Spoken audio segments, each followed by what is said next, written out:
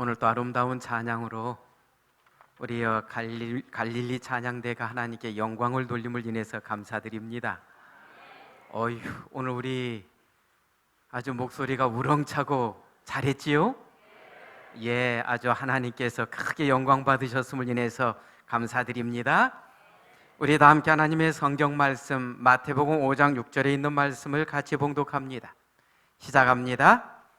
의에 줄이고 목마른 자는 복이 있나니 저희가 배부를 것이며.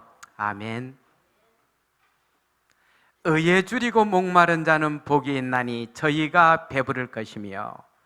저는 오늘 이 말씀을 본문으로 삼아서 의에 줄이고 목마른 자라는 제목으로 이 시간을 같이 나누기를 원합니다. 현대에 살고 있는 우리는 우리의 생활 속에서 실제로 줄이고 목마르다는 것이 어떤 것인지 체험하기가 쉽지 않습니다. 특별히 우리나라에 살고 있는 사람들은 더 그렇습니다. 그러나 고대 세계에서는 이렇게 그러니까 굶주리고 목마르고 한 것들이 일상적인 일이었습니다. 당시 노동자의 임금은 하루에 한 데나리온에 불과했습니다. 그 돈을 가지고 넉넉하게 먹고 살기는 너무 부족한 금액이었습니다. 그 고대 이스라엘 역사를 보면 당시에 이스라엘 노동자는 한 주일에 한 번밖에 고기를 먹을 수 없었다라고 기록되어 있습니다. 오늘날 우리야 일부러 건강하기 위해서 고기를 안 먹습니다만 그 시절에는 그러한 시절이 아니었습니다. 우리가 예수님의 그 이적 중에 오병이어 사건을 압니다. 그러지요? 오병이어의 이적을 보고 나서 그 다음에 그 사람들은 어때요? 그날 그 보리떡에 물고기 그걸 먹은 게 너무 행복했는지 그 다음 날도 예수님을 찾아서 그들이 그냥 막 나서는 모습을 보게 되잖아요. 오늘날 우리 보고 개떡 몇 개 하고 물고기 갖다 놓고 먹고서 그 다음 당신 내일 또 오시오 또 줄게, 그거 쫓아갈 사람이 누가 있겠습니까? 하지만 당시에는 보리떡과 물고기도 그렇게 그들에게 소중하게 느껴지는 사람들이 많이 있었다는 사실입니다.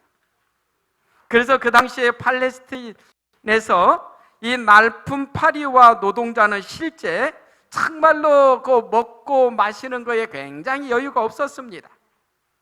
갈증의 경우에는 더했습니다. 왜 그렇습니까? 그 시절에는 수도도 없고, 우리가 성경에 그 아브라함이나 이런 때도 보면 우물하나 파면 어때요? 내 거라고 서로 다투는 일까지 벌어질 만큼 그렇게 그 물이 귀했던 시절이었습니다. 더더군다나 그쪽 지방에는 사막이 많잖아요. 그런 상황이기 때문에 물에 대한 갈증, 또 그 가난함 속에서 음식에 대한 허기짐, 이것은 그들에게 정말로 쉽지 않은 인생살이를 제공할 수밖에 없었습니다. 이 사실을 성경 주석에 보니까 이렇게 주석하고 있습니다. 줄이고 목마른에 대해서 특별히 은유는 연평균 강우량이 66cm 이상이 되지 않는 나라에서 설득력이 있었다. 팔레스틴에 해당되는 사항은 일반적으로 근동의 넓은 지역에도 해당된다. 팔레스타인은 넓은 사막에 접해 있으며 거주민이 많은 지역까지도 비가 적은 반건조성 지역이다. 지금 예수의 말을 경청하고 있는 청중 가운데 많은 사람이 갈증의 고통을 경험했을 것임이 분명하다라고 주석하는데요. 여기 보니까 그 당시에 평균 강우량이 팔레스틴 보통 어느 정도 비가 왔다는 것입니까? 66cm. 우리나라는 1년에 보통 얼마 정도 비가 옵니까? 혹시 살펴본 적 있습니까? 관심도 없지요. 왜 그러냐면 비가 자주 그래도 우리는 와서 그래도 우리는 행복하니까요. 그래서 작년도에 우리나라 전국 평균 연 강수량은 138cm로 나옵니다. 그러니까 팔레스타인보다 어때요? 배가 됩니다. 그러니까 팔레스타인은 우리나라의 평균 비가 오는 거에 딱 반절 정도 옵니다. 우리나라가 지금 오고 있는 비의 반절만 오면 우리는 어떻습니까? 난리가 납니다. 그래서 팔레스타인 지역은 그렇게 뭐가 많아요? 사막지대가 많은 것입니다. 또 이렇게 봅시다. 또 여기 성경 주석을 좀 더 보니까 하갈과 이스마엘의 애증에서처럼, 하갈과 이스마엘의 애증이 뭐예요? 아브라함이 이스마엘이 이삭을 갖다가 괴롭히는 걸 보고 어때요? 집에서 내쫓아나요. 그냥 떡하고 물 한 푸대 줘서 내쫓아냅니다. 그랬더니 하갈과 이스마엘이 어느 정도 간 다음에 물이 떨어지니까 뭐라고 해요? 하나님 앞에 우리 죽겠습니다. 그때 하나님께서 이제 물을 보여주시는데, 하갈과 이스마엘의 애정에서처럼 길을 잃거나 도중에 몇 개 안 되는 샘 가운데서 하나를 놓친 여행자는 자신이 심각한 공경에 처해 있음을 쉽게 알 수 있었다. 그 길을 갈 때 우물이 가끔가다 이제 그곳에 있는데 그것을 하나 놓치고 그 다음 우물지까지 가기에는 굉장히 심각했다는 것입니다. 그래서 예수는 심령의 주림과 목마름에 대하여 말했다.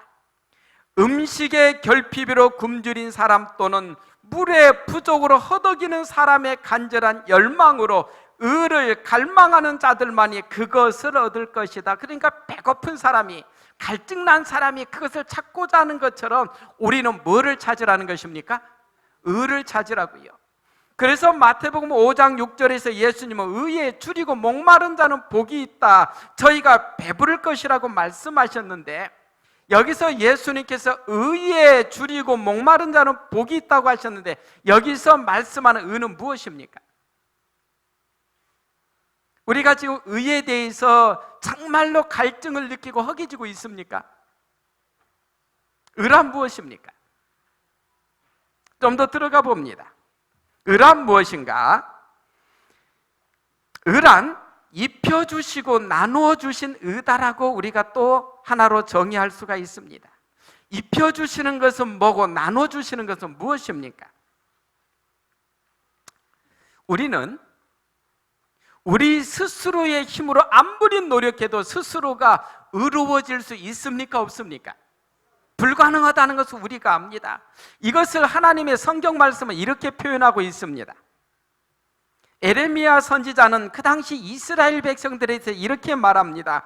구수인이 그 피부를, 표범이 그 반점을 변할 수 있느뇨?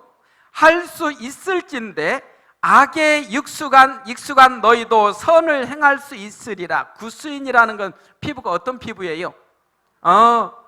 좀 깜깜한 색의 피부인데 그들이 아무리 노력한다고 그 피부가 하얘지냐는 것입니다. 그것은 불가능하다는 것입니다. 표범이, 내가 생각해보니까 이 표범 가지고는 이 맹수의 세계에서 힘을 쓸 수가 없구나. 그러니 내가 무슨 색으로 좀 바꾸고 싶다고요? 호랑이 색으로 좀 바꾸자. 이게 보니까 호랑이는 아주 세가지고 누가 덤비지도 않는데, 이 표범은 자기가 좀 세다고 했더니 누가 나타나면은요, 호랑이나 사자가 나타나면 자기는 도망가는 신세니까 나 이제부터 표범 이거 색깔 바꿀란다, 호랑이 색으로. 아무리 노력해도 가능하냐는 것입니다. 가능합니까? 불가능합니까? 불가능하다는 것입니다. 고양이가, 그래도 호랑이하고 색깔이 제일 비슷한 고양이가 나도 호랑이 좀 되려고 아무리 노력해도 그것은 불가능하듯이 우리 사람이 악에 익숙한 우리가 선을 행할 수 있느냐고 질문하고 있습니다. 이 말씀 무슨 말씀이에요? 너희 힘으로는 불가능하다는 것을 나타냅니다. 그래서 하나님께서는 이렇게 이제 초청하시죠. 우리 다 같이 한번 봉독합니다. 이사야 1장 18절에 있는 말씀입니다. 시작합니다. 여호와께서 말씀하시되 오라 우리가 서로 변론하자. 너희 죄가 쭈옹 같을지라도 눈과 같이 희어질 것이요 진홍같이 붉을지라도 양털같이 되리라. 너희 죄가 주홍처럼, 주홍이라는 게 뭐예요? 아예 그냥 진한 빨강이라고 우리가 표현할 수 있겠지요? 그러한 색깔이 뭘로 변해요? 눈과 같이, 또 진홍같이 붉을지라도 양털같이 된다. 하나님은 너희는 불가능하지만 누구는 가능하다고 말씀하십니까? 나는 가능하기 때문에 나한테 오라고 초청하고 계시는 것입니다. 하나님 안에서는 그 일이 가능하다는 사실입니다. 그러니까 이 말씀 속에서 하나님은 우리가 깨끗해지기를 원하시고 우리가 의로워지기를 원하시는 하나님의 간절한 마음이 이 속에 담겨 있다는 사실입니다. 그러면 입혀주시는 은은 뭐고 나누어 주시는 은은 뭔가? 이거에 대해서 우리가 성경에 보니까 성경 주석에서는 이렇게 설명합니다. 그리스도의 은은 입혀주고 나누어 주신 의다. 그러면서 입혀주신 은은 뭐예요? 칭의를 나타낸다. 그러나 의롭다고 칭함을 받은 자는 은혜 안에서 성장한다. 그는 내주하는 그리스도의 능력을 통해 자신의 생애를 예수가 친히 교훈과 모본으로 보여준 대로 도덕적 율법의 요구에 일치시킨다. 이것이 곧 나누어 주신 의다. 자, 여기에서 입혀 주시는 의와 나누어 주신 의를 우리에게 설명하고 있습니다. 그러면 입혀 주시는 의는 뭐예요? 우리가 예수님을 믿을 때 우리가 어떻게 칭함을 받는다는 거예요? 의인이라는 칭함을 받는다는 것입니다. 우리가 예수님을 믿고 아버지와 아들과 성령의 이름으로 침례를 받을 때에 하나님께서는 그때부터 우리를 의인으로 칭해 주신다는 것입니다. 그러고 보니까 오늘 이곳에 앉아있는 우리는 의인입니까? 죄인입니까? 아무리 봐도 나 자신은 죄인이지만 하나님께서 우리를 뭘로 인정해 주셔요? 의인이라고 칭해 주신다는 것입니다. 너는 의인이야. 내 안에서 너는 의인이야라고 주님께서는 말씀하셔요. 이것이 입혀주시는 의입니다. 그러면 나눠주시는 의는 뭐예요? 예수님께서 우리를 입혀주시고 뭐예요? 예수 그리스도의 능력을 통해서 우리의 생애가 예수님의 교훈과 모본을 따라서 살아감으로 인하여서 우리의 삶 속에서 하나님의 율법의 요구가 온전히 이루어지는 것. 이것은 뭐예요? 우리가 그렇게 온전히 이루어갈 수 있도록 하나님께서 우리를 이끌어주시고 채워주시는 것, 이것이 나누어 주시는 의다라고 말씀합니다. 그래서 의는 뭐예요? 우리 예수 그리스도 안에서 우리가 의롭다는 칭함을 받고 우리의 모습이 예수 그리스도의 모습으로 더 많이 정말로 이루어져 가는 것, 우리의 삶에서 하나님의 율법이 정말로 이루어져 가는 것, 이것이 하나의 의라고 표현하고 있습니다. 이 율법의 요구에 일치시키는 것은 좀 이따 더 살피겠습니다. 그 다음에 의란 무엇인가? 의는 거룩함이다라고 성경은 우리에게 가르쳐주고 있습니다. 에베소서 5장 27절, 우리를 향하신 하나님의 여기에 간절한 마음이 이 속에 담겨 있습니다. 우리 같이 봉독합니다. 시작합니다. 자기 앞에 영광스러운 교회로 세우사 티나 주름 잡힌 것이나 이런 것들이 없이 거룩하고 흠이 없게 하려 하심이니라. 이곳에 우리를 향하신 하나님의 뜻이 있습니다. 여기 뭐예요? 우리를 영광스러운 교회로 세우사 티나 주름 잡힌 것이나 이런 것이 없게 해주시겠다는 거예요. 그리고 뭐예요? 거룩하고 흠이 없게 하시겠다는 거예요. 그러니까 우리의 모습 속에서 우리가 오늘 옷을 입고 나옵니다마는 아무리 양복을 줄을 반드시 세워서 데려서 입고 나와도 자동차만 앉아서 운전하고 와서 딱 내리면 우리는 뭐 속에 잠겨 있습니까? 거기에 주름이 쫙쫙 잠겨 있습니다. 그러지요? 그래서 그것은 그렇게 보기 아름답지 않습니다. 그런데 우리 주님께서는 말씀하시기를 우리를 거룩한 정말로 백성으로 세우시되 아예 그러한 주름까지도 없는 모습으로서 우리를 거룩하게 세우시겠다고 약속하십니다. 또 고린도전서에 있는 말씀 봅니다. 같이 봉독합니다. 시작합니다. 누구든지 하나님의 성전을 더럽히면 하나님이 그 사람을 멸하시리라. 하나님의 성전은 거룩하니 너희도 그러하니라. 하나님의 성전, 물론 우리가 지금 예배드리는 이 공간도 하나님의 성전 맞습니까? 맞습니다. 그러나 오늘날의 하나님의 성전의 개념보다도 구약시대의 이스라엘 백성들의 성전은 어땠습니까? 정말로 그곳은 더 구별이 강했습니다. 그래서 그 성전 안에는 누구만 들어갈 수 있었습니까? 제사장들만 들어갈 수 있을 만큼 완전히 구별된 장소가 성전이었습니다. 정말로 거룩한 곳이었습니다. 그런데 오늘날 하나님의 성전은 또 뭐라는 것입니까? 여기 보니까 하나님의 성전은 거룩하니 너희도 그러하라고 하시는데, 오늘 우리 자신을 하나님의 성전이라고 또 말씀들은 표현합니다. 왜 우리가 하나님의 성전입니까? 왜 그렇습니까? 옛날 이스라엘 백성들의 그 예루살렘 성전에는 지성소에는 항상 뭐가 있었습니까? 법궤가 있고 그 위에는요, 쉐키나의 영광, 하나님의 임재의 상징인 쉐키나의 영광이 그곳에 항상 자리했습니다. 그 모습은 이스라엘 백성들에게 그 성소, 지성소에는 실제적인 하나님의 영광이 있다는 것을 보여주셨고, 하나님이 임재하시는 그 성전은 거룩했던 것입니다. 오늘 우리의 마음속에 누가 함께 하십니까? 성령 하나님께서 함께 하십니다. 오늘 우리의 마음 가운데 성령 하나님께서 함께 하시기 때문에 오늘 우리 자신이 어떻게 되어야 된다는 것입니까? 거룩해야 된다는 것입니다. 우리 한 말씀 봅니다. 산상보훈 18쪽에 보면 은은 거룩하고 누구와 같이 되는 것이라고요? 대단한 표준을 우리에게 제시하고 있습니다. 우리의 표준은 인간 누가 아니라 우리의 표준은 누구와 같이 되는 것이라고요? 하나님과 같이 되는 것이다. 옆에 있는 분들 얼굴 한번 보십시오. 하나님 얼굴로 보입니까? 죄인의 얼굴로 보입니까?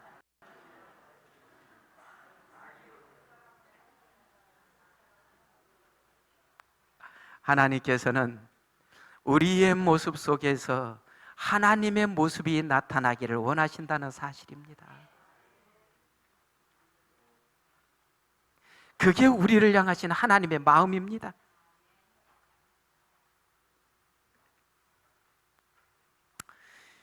만일 그대가 마음 가운데 어떤 부족을 느낀다면, 또한 의에 줄이고 목마른 것 같은 생각이 든다면, 이것은 그리스도께서 성령의 선물을 통하여 그대 스스로는 할 수 없는 것을 그대를 위하여 해주시고자 그대의 마음에 역사하고 계신다는 증거이다. 오늘 우리의 마음에 솔직히 이런 거 자주 느낍니까? 못 느낍니까? 느낀다는 것입니다. 이것은 우리의 마음 가운데 누가 역사하셔서요?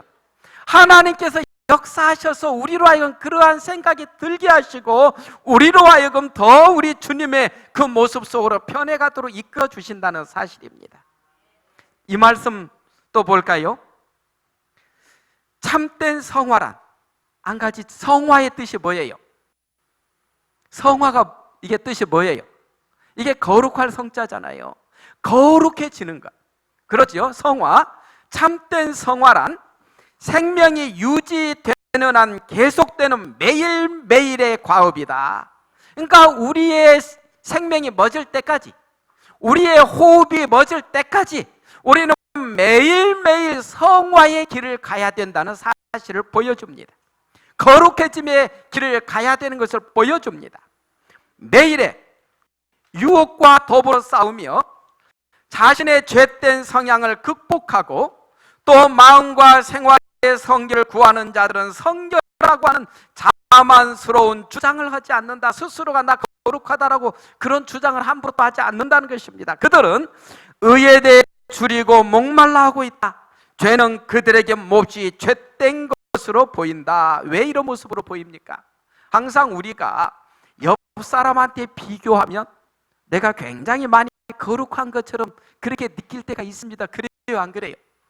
옆 사람도 정말로 믿음 좋고 거룩한 분에게 비교하면 좋은데, 그런 분보다는 그렇지 않은 사람을 이렇게 보면 야, 내가 저분보다 아무리 봐도 거룩하다고 느낄 수가 있습니다. 그때 우리의 마음에는 갈급함이 안 주어집니다. 그러나 누구하고 항상 우리는 비교해야 됩니까? 예수님과 비교해 보는 순간 우리는 어떤 모습으로 변화됩니까? 나는 정말로 부족하구나. 우리 그걸 매일매일 느끼지 않습니까? 정말 매일매일 느끼고 살 수밖에 없습니다. 그런데 참, 이 말씀 봅시다. 이 말씀을 읽고서 우리 잠깐 스스로에게 한번 질문을 던지면 좋겠습니다. 우리 같이 한번 봉독합니다. 시작합니다. 그리스도와 같은 생애는 그리스도교를 향상시킬 수 있는 가장 힘있는 논증이 된다는 것과, 값싼 그리스도인 품격은 세상 사람들의 품격보다도 이 세상에 더 해를 끼친다는 것을 기억해 두자. 이거 잠깐 한번 보면서 이게 무슨 뜻인지 한번 우리 생각해 봅시다. 그리스도와 같은 생애는 그리스도교를 향상시킬 수 있는 가장 힘있는 논증이 된다. 무슨 뜻인지 이해되지요? 예? 그러니까 우리의 생활이, 우리의 삶이, 우리의 생애가 누구와 같은 모습으로 될 때는요, 예수님의 모습이 될 때에는 뭐예요? 가장 힘있는 세상 사람들에게 논증이 된다는 것입니다. 그러나 그와 반대로 값싼 그리스도인 품격은 무슨 뜻이에요? 여기서 값싼 그리스도인 품격은요, 예수님 믿는다 하면서 예수님 말씀에서 완전히 벗어나가고 있는 삶, 그들은 값싼 그리스도인 품격이라는 것입니다. 오히려 그들은 세상 사람들의 품격보다도 이 세상에 더 해를 끼친다는 건 왜 그래요? 예수 안 믿는 사람들이 그런 짓 했을 때에는 사람들이 그러려니 합니다. 그렇습니까? 안 그렇습니까? 그러나 예수 믿는다 하면서 집사님이 돼갖고, 장로님이 돼갖고, 더 나아가 성직자라는 목사가 돼가지고 똑같은 나쁜 짓을 했다 합시다. 뭐라고들 표현합니까? 저는 가끔 가다가 뉴스나 신문에 어느 목사가 성도들을 성폭행하고 이런 구절 볼 때마다 정말로 부끄럽고, 그러지 않던가요? 오늘 우리가 하나님의 자녀로서 교회에서 장로의 직분을 맡고, 교회에서 집사의 직분을 맡고, 또 교회에서 성도의 위치에 있는 우리가 값싼 그리스도인의 품격을 나타낼 때에는 오히려 이 세상에 더 많이 해를 끼친다는 것입니다. 이 말씀도 제가 참 깊이, 아주 제 마음에서 깊이 생각하게 하는 구절이었습니다. 우리 같이 한번 읽어볼까요? 시작합니다. 사람들은 목사의 설교를 믿는 것이 아니라 신자들의 생애를 믿는다. 교단에서 하는 설교의 가마가 진리의 옹호자라고 하는 사람들의 생애에서 나타나는 설교로 인해서 소멸될 때가 많다. 생각해 봅시다. 사람들은 목사의 설교를 믿는 것이 아니라 신자들의 생애를 믿는다. 이게 무슨 뜻입니까? 하나님을 아직 만나보지 못한 사람들은 그 목사의 설교보다도 뭐예요? 예수님 믿는 사람들이 어떻게 살아가는가, 그 속에서 더 큰 감동을 받는다는 것입니다. 저는 이 말씀을 보면서요, 사람들은 목사의 설교를 믿는 것이 아니라 신자들의 생애를 믿는다. 오늘 우리가 그리스도인으로서의 거룩함을 유지해가면서 살아야 될 이유가 무엇인지를 우리에게 더 깊이 보여주고 있다는 사실입니다. 오늘 우리의 모습이, 우리의 삶이 하나의 설교적인 삶이 되어야 된다는 것을 보여줍니다. 삶으로서 다른 사람들에게 설교하는 삶이 되어야 된다는 것을 우리에게 지금 호소하고 계시는 겁니다. 세 번째로 의란 하나님의 계명을 이루는 것입니다. 시편 119편 172절 우리 같이 봉독합니다. 시작합니다. 주의 모든 계명이 의로움으로 내 혀가 주의 말씀을 노래할지니이다. 주님의 모든 계명은 뭐하다고요? 의롭다는 것입니다. 왜 주님의 계명이 의롭습니까? 산상보훈에서 이렇게 우리에게 또 설명해 주고 있습니다. 의는 하나님의 율법과 일치되는 것이다. 왜냐하면 주의 모든 계명이 의로우며 사랑은 율법의 완성이기 때문이다. 의는 사랑이며 사랑은 하나님의 빛과 생명이다. 하나님의 말씀은 하나님께서 주신 모든 계명은 의롭다라고 말씀하십니다. 우리의 삶 속에서 하나님의 계명이 하나하나 익어가는 것, 그리고 우리의 모습에서 사랑이 연결어가는 것, 가장 아름다운 모습 아닙니까? 오늘 하나님의 계명은 정말로 우리에게 사랑을 지금 강조하고 있습니다. 요한은 이렇게 말합니다. 하나님을 사랑하는 것은 이것이니 우리가 그의 계명들을 지키는 것이라. 그의 계명들은 무거운 것이 아니로다. 하나님의 계명을 지키는 것이 무겁지 않다. 그러나 우리는 어떨 때에는 하나님의 계명을 지킨다는 것이 너무 무겁게 느껴질 때도 있지 않습니까? 그러나 성경 말씀은 하나님의 계명을 지키는 것은 무거운 것이 아니라고 하는데, 그 이유는 무엇입니까? 그 속에 뭐가 있으니까요?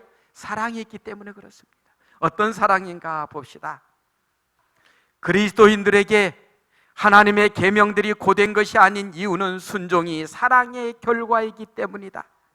하나님을 사랑하는 자들은 그분의 요구를 지키고 그분의 권고를 따르는 것에서 기쁨을 찾으며 하나님 자신이 법을 준수할 힘을 제공한다. 우리 하나님의 가장 아름다운 매력은 무엇입니까? 우리에게 뭘 하라고 말씀하셨을 때에는 우리가 그것을 할 수 있도록 뭣도 같이 제공하신다는 겁니까? 힘도. 그러지요? 하나님 자신이 법을 준수할 힘을 제공한다. 그러니까 하나님께서 우리에게 뭘 하라고 명하셨을 때에는, 우리가 그 말씀을 따르고자 할 때에는 하나님께서 우리에게 힘을 제공해 주신다는 사실입니다. 그리고 그리스도인에게 하나님의 계명들은 고된 것이 아니라 순종이 사랑, 그 이유는 순종이 사랑의 결과이기 때문이라 그랬는데, 사랑하는 사람을 위해서 요리할 때는 행복합니까? 열받습니까? 예? 정말로 사랑하는 사람을 위해서 요리할 때 열받으면서 요리합니까? 행복하게 합니까? 행복하게 합니다. 이유는 무엇입니까? 사랑하니까.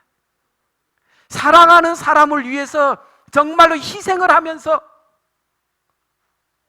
흥분하는 사람 없습니다. 뭐 때문에?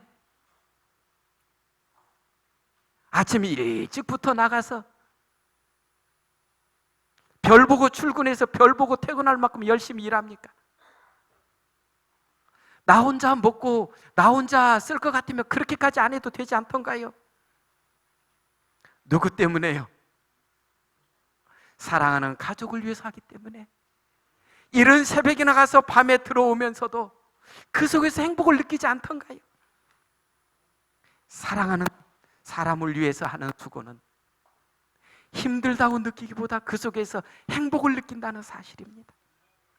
우리가 하나님의 계명을 정말로 지키면서 행복한 이유는 우리가 누구를 사랑하니까요? 하나님을 사랑하니까. 그런데 물론 우리가 하나님을 사랑하기 전에 누가 먼저 우리를 사랑하셨습니까? 하나님께서 우리를 사랑하셨고, 항상 사랑은요, 아래에서 위로 올라가는 것이 아니라 항상 위에서 밑으로 내려오는 게 사랑 아니던가요? 네? 자식들이 부모를 아무리 사랑한다고 부모가 자식들을 사랑하는 만큼 사랑하는 자식 봤습니까? 봤습니까? 못 보지 않았습니까? 우리가 아무리 하나님을 사랑한다 한들 하나님께서 우리를 사랑하신 만큼 사랑할 수가 있더냐는 것입니다. 종로의 계단입니다. 사랑의 원칙이 사람의 마음 가운데 심어지고 사람이 조물주의 형상대로 새로워지면 내 법을 저희 마음에 두고 저희 생각에 기록하리라 하신 새 언약이 성취될 것이다. 그리고 율법이 마음에 새겨지면 그것이 생애를 형성하지 않을 것인가. 순종, 사랑으로 하는 봉사와 충성은 제자되는 참된 증거이다. 사랑으로 하는 봉사와 충성은 제자되는 참된 증거이다. 사랑이라는 게 얼마나 우리를 변화시키는가. 이 모습을 보니까 지금 뭐가 제일 눈에 들어옵니까? 아, 파인애플. 정글 지역에서 선교하시는 한 선교사가 계셨는데, 그분은 정글에서 사역하면서 인간적인 소원이 한 가지 있었는데, 그 소원은 다른 것이 아니라 정말로 이것을 먹고 싶은 소원이었습니다. 그 뭐를 먹고 싶었습니까? 파인애플이 그렇게 먹고 싶었습니다. 그래서 이 선교사가 원주민들을 불러서 땅을 개간하고 거기다 파인애플들을 잘 심었습니다. 원주민들을 공짜로 일시킨 게 아니라 그들에게 수고비를 다 주고 파인애플을 심었습니다. 그리고 나서 드디어 이제 파인애플이 다 익어갈 때가 되었습니다. 이 선교사가 파인애플을 이제 좀 따서 먹으려고 이 파인애플 밭에 갔더니 파인애플 익은 것이 하나도 없어요. 누가 다 따간 것입니까? 원주민들이 다 따갔어요. 하도 선교사가 기가 차서 원주민들을 불렀습니다. 여러분들 다 좀 와보세요. 형제들이요, 어찌하여 내가 필요해서 이 파인애플을 심었는데 왜 말도 없이 모두 다 따갔습니까? 그랬더니 원주민들의 말이 걸작입니다. 선교사님, 그 파인애플은 당연히 우리가 심었으니까 그 파인애플은 우리 겁니다. 왜냐하면 정글의 법칙은 심은 사람이 주인이기 때문입니다. 수고비와 돈은 다 선교사가 됐어도 누가 심었다는 것입니까? 내가 심었으니까 이건 내 겁니다. 하도 기가 차서, 그러면 이제 다시 심읍시다. 대신 내가 여러분들 품삯도 다 주니까 이번에 파인애플을 이렇게 다 나오면 반절씩 나눠서 먹읍시다. 반절씩. 이건 선교사 입장에서는 자기 거지만 뭐예요? 원주민들을 위해서 많이 양보한 거예요. 그럽시다. 그리고 나서 드디어 파인애플들이 또 잘 자라고 열매가 잘 열려서 익어가기 시작했습니다. 그날 또 선교사는 이제 조금 기다렸다가, 야, 이제 따먹으러 가자. 가서 봤더니 또 뭐예요? 다 따가고 없는 것입니다. 또 이 선교사가 기가 막혀서, 이제 여러분들을 위해서 나 봉사할 마음 없습니다. 여러분들이 정 이렇다 하면 나 여러분들을 위해서 세운 이 조그만 병원 문 닫겠습니다. 유혹도 했지만 통하지 않습니다. 정말로 애간장이 났습니다. 그래서 선교사가 굉장히 힘들어하는데, 어느 날 이 선교사가 성경을 읽기 시작했습니다. 그때 갑자기 그의 뇌리에 하나님의 음성이 들렸습니다. 그 파인애플이 누구의 것이냐? 네 거냐 내 거냐? 그 파인애플이 선교사 겁니까? 하나님 겁니까? 선교사는 인간적인 생각으로 욕심을 부리다가 진정한 주인이 누구인가를 잊었다는 것입니다. 오늘 우리가 이 땅을 살아갈 때 꼭 이런 모습을 자주 보이지 않습니까? 우리는 뭐가 있으면 이것이 누구 거라고 생각해요. 내 거라고 생각하니까 남한테 베푸는데도 인색하고, 솔직히 그러지 않던가요? 근데 하나님께서는 청지기 비유에서 보니까 이게 누구 거라고 말씀하셔요. 내 거야. 내 거 가지고 다른 사람을 위해서 좀 베풀어 봐. 이렇게 하시는데도 우리는 자꾸 생각을, 하나님 그건 하나님 거가 아니고 내 겁니다. 내 거. 내가 오늘 일해서 돈 벌었습니다. 내 겁니다. 이렇게 생각하기 때문에 어려움이 주어진다는 것입니다. 선교사가 그런 생각이 들었습니다. 그런데 이제 다시 파인애플을 또 심고 해서 또 자랐는데, 원주민들이 또 따갔는데, 원주민들이 보니까 이 선교사가 이번에는 아무 말도 안 하고 혼내지도 않아요. 그러니까 이 원주민이 어때요? 이상하다, 우리 선교사님 왜 이럴까 하고 선교사를 찾아가서 묻습니다. 선교사님, 왜 이번에는 우리가 파인애플을 다 따갔는데 화도 안 내고 부르지도 않습니까? 그러자 선교사는 이렇게 말했습니다. 우리 다 같이 한번 읽어볼까요? 시작합니다. 여태 난 그 나무가 내 것이라고 생각해서 화가 났었습니다. 그러나 그것은 잘못된 생각이었습니다. 왜냐하면 하나님께서 진짜 주인이기 때문입니다. 저는 그 사실을 잊고 있었습니다. 그 후에도 더러 파인애플을 훔쳐가는 원주민들이 있었지만, 이상하게도 훔쳐간 사람들의 아이가 병이 나거나 그렇습니다. 그러면 자기들끼리 이렇게 말하고 합니다. 우리들이 하나님의 것을 훔쳐서 아이가 아픈 것 같아. 이렇게 하다 보니 점점 그 정글에서는 도둑이 없어졌고 선교사도 자기가 심은 파인애플을 먹을 뿐만 아니라 내 것이 아니니까 남에게 나눠주는데 어려워요, 쉬워요? 쉽지 않습니까?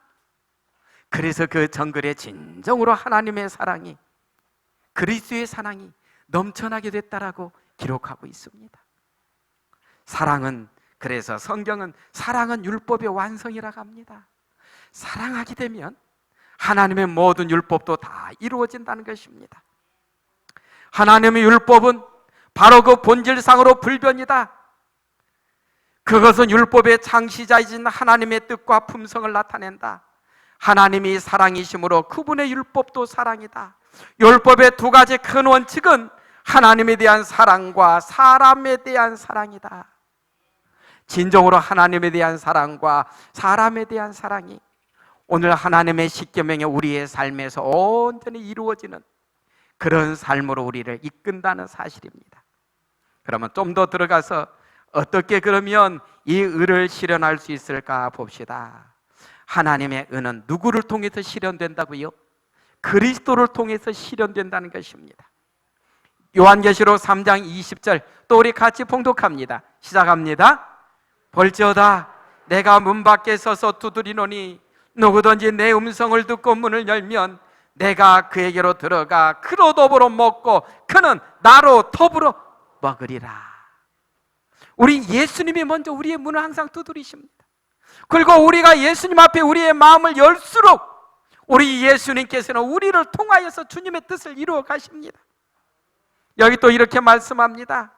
예수께서 가라사대 내가 곧 생명의 떡이니 내게 오는 자는 결코 줄이지 아니할 터이요 나를 믿는 자는 영원히 목마르지 아니하리라.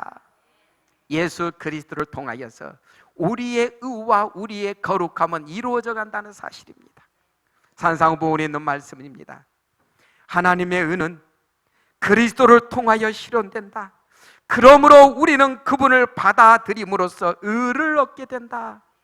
정말 감사한 말씀 아닙니까? 예수 그리스도를 통하여서 우리는 의인이 되고 하나님의 뜻을 다 이루어져 가게 된다는 사실입니다.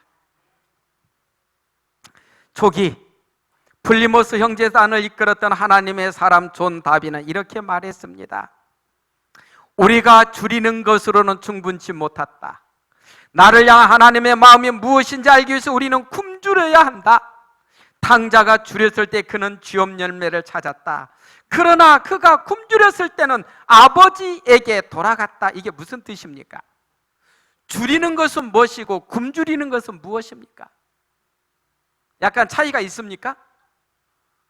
이 뜻을 이렇게 들어가 보니까 헝거는 배고프다. 야, 나 배고파. 그러나 여기서 스타빙은 뭐예요? 야, 배고파 죽을 것 같다. 어떤 게 더 심각합니까?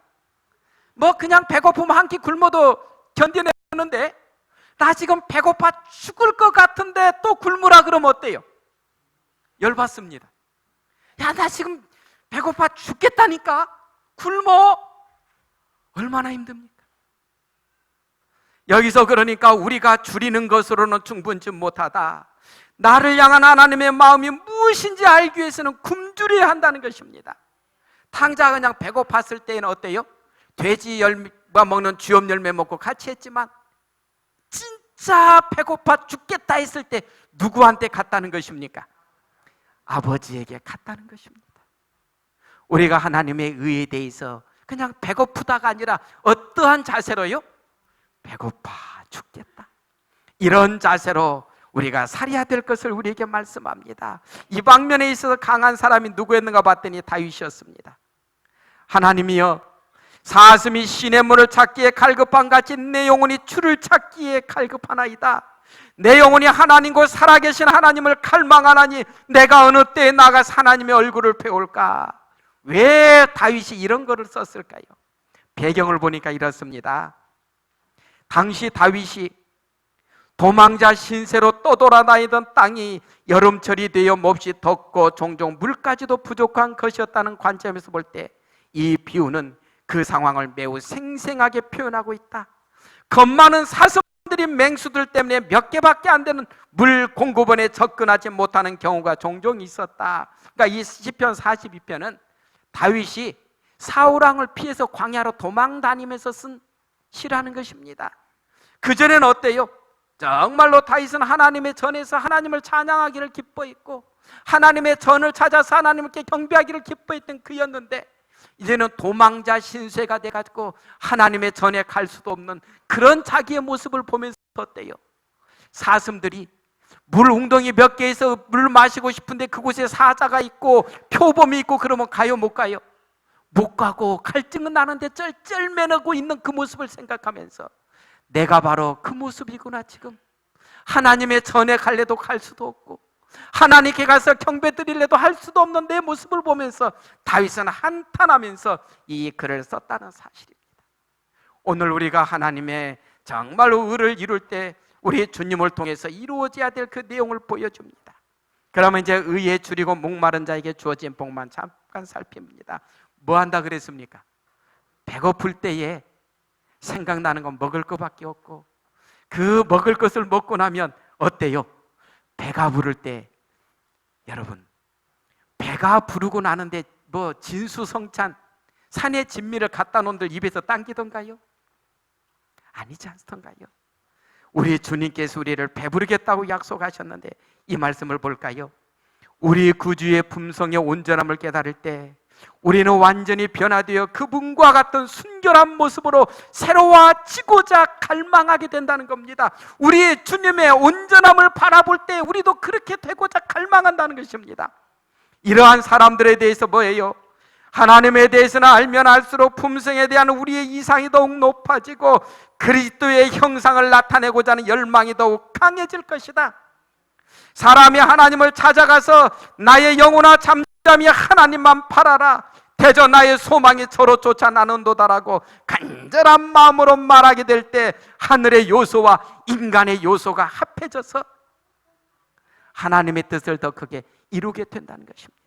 또 이렇게 말씀합니다. 그리스도의 사랑을 한번 맛본 사람은 그 사랑을 더욱 많이 받고자 끊임없이 부르짖는다. 그래서 나누어 주게 되면 더욱 풍성하고 더욱 많이 받게 될 것이다. 영혼에게 주어지는 하나님의 모든 계시는 깨닫고 사랑하는 능력을 증가시켜준다. 영혼의 계속적인 부르짖음도 더욱이고 성령의 응답도 더욱이다. 우리가 더 많이 하나님께 울부짖을수록 성령 하나님의 응답도 더 많이 우리에게 주어진다는 것입니다. 마지막 말씀 봅니다. 잃어버린 인류를 구원하기 위하여 자신을 비우신 예수님에게는 성령이 한량없이 주어졌다. 그러므로 그리스도를 따르는 사람들도 그분께서 우리 안에 거하시도록 온 마음을 바칠 때는 누구나 그것을 받을 것이다. 우리 주께서는 오직 성령의 충만을 받으라고 친히 명령하셨다. 이것은 명령이면서도 이 명령 자체의 성취에 대한 약속이기도 하다. 우리 노란 글씨 같이 읽습니다. 시작합니다. 그리스도 안에서 모든 충만으로 거하게 되고 그리스도 안에서 충만하여지는 것이 아버지의 큰 기쁨이었다. 오늘 우리를 의롭게 하시고 오늘 우리 자신에게 성령 하나님의 충만함을 약속하신 주님께서는 우리가 의에 정말로 그거에 줄이고 갈급하는 마음으로 주님 앞에 나와 간구하는 우리가 되라고 말씀합니다. 이제 저는 말씀을 줄이면서 예수님을 닮고자 갈망하는 마음이 있는 우리 마음속에 또 성령 하나님의 역사하심을 갈망하는 우리의 삶 속에 또 누구보다도 하나님의 정말로 우리 인류를 위한 사랑의 표신 하나님의 계명을 누구보다도 사랑하는 우리에게 우리 주님께서 함께 하심으로 인해서 우리가 소원하는 이런 것들이 주님 안에서 온전히 이루어지는 멋있는 우리 믿음의 가족들이 되기를 바랍니다. 주님께서는 오늘 또 우리와 함께 하시기를 기뻐하시고 오늘 또 주님께서는 우리를 채워주시기를 기뻐하시고 오늘 또 우리의 모습 속에 주님의 모습이 더 많이 나타나기를 주님께서는 원하고 계십니다. 오늘 주님의 은혜가 이곳에 있는 우리 모두에게 더 풍성히 임하는 귀한 이 시간 되기 간절히 바라면서 말씀을 줄입니다.